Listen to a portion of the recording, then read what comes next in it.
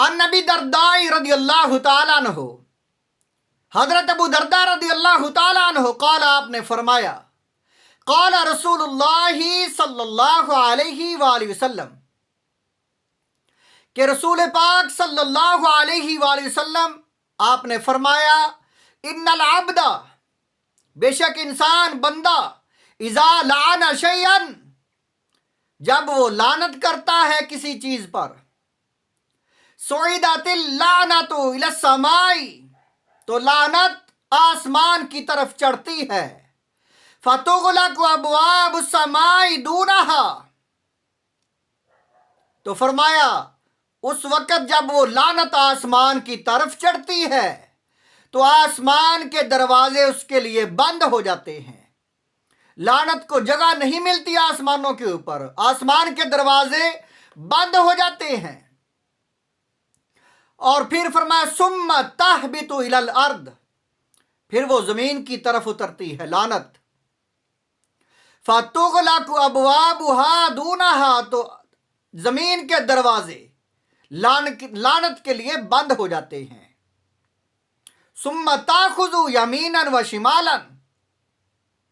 تو پھر وہ لعنت دائیں بائیں پھرتی ہے، اسے کوئی جگہ نہیں ملتی۔ فَإِذَا لَمْ تَجِدْ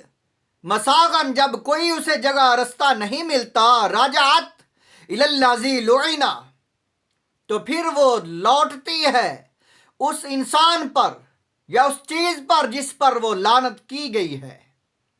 کہ وہ لعنت کا مستحق ہے جس پر لعنت کی گئی۔ فَإِنْ كَانَ لِذَلِكَ أَهْلًا، اگر وہ لعنت کا مستحق ہے، وہ انسان، وہ چیز، وہ جانور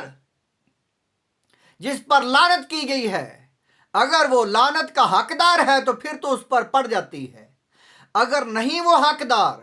وَإِلَّا رَجَعَتْ إِلَىٰ قَائِلِهَا، اگر وہ حقدار نہیں ہے تو لعنت کرنے والا جو انسان ہے واپس اسی پر ہی آ کر پڑتی ہے۔ تو اس لیے لعنت نہ کیا کرو کسی پر، نہ ہی آسمان کے دروازے لعنت کے لیے کھلتے ہیں، نہ زمین، اور اگر جانور پر یا کسی انسان پر کی جائے تو وہ جانور تو مستحق ہی نہیں لعنت کا، تو کسی انسان پر کی جائے اگر وہ بھی لعنتی نہیں ہے، لعنت کا مستحق نہیں ہے، تو لعنت انسان کرنے والا جو اس پر ہی پڑتی ہے آ کر۔ تو اس لیے لعنت یہ کبیرہ گناہ ہے، کسی پر نہیں کرنی چاہیے۔ حضور علیہ الصلوۃ والسلام آپ جا رہے تھے ایک سواری پر، تو جو آپ کے ساتھ بیٹھا ہوا تھا اس نے اپنی سواری پر لعنت کی، تو حضور علیہ الصلوۃ والسلام نیچے اتر گئے، فرمایا میں جس پر تو نے لعنت کی ہے اب میں اس پر سوار نہیں ہوں گا، میں اس پر نہیں جاؤں گا۔ تو حضور علیہ الصلوۃ والسلام لعنت کرنے والے انسان سے سخت ناراض ہوتے تھے۔ آگے حدیث پاک ہے، حضرت ابی سعید خدری رضی اللہ تعالیٰ عنہ آپ راوی ہیں، بخاری شریف کی حدیث پاک ہے، ان ابی سعید خدری رضی اللہ تعالیٰ عنہ قال، آپ نے فرمایا، خرج رسول اللہ صلی اللہ علیہ وسلم، کہ رسول پاک صلی اللہ علیہ وآلہ وسلم نکلے، فی اضحیٰ او فطرن، یا وہ عید الفطر تھی یا عید الاضحیٰ تھی،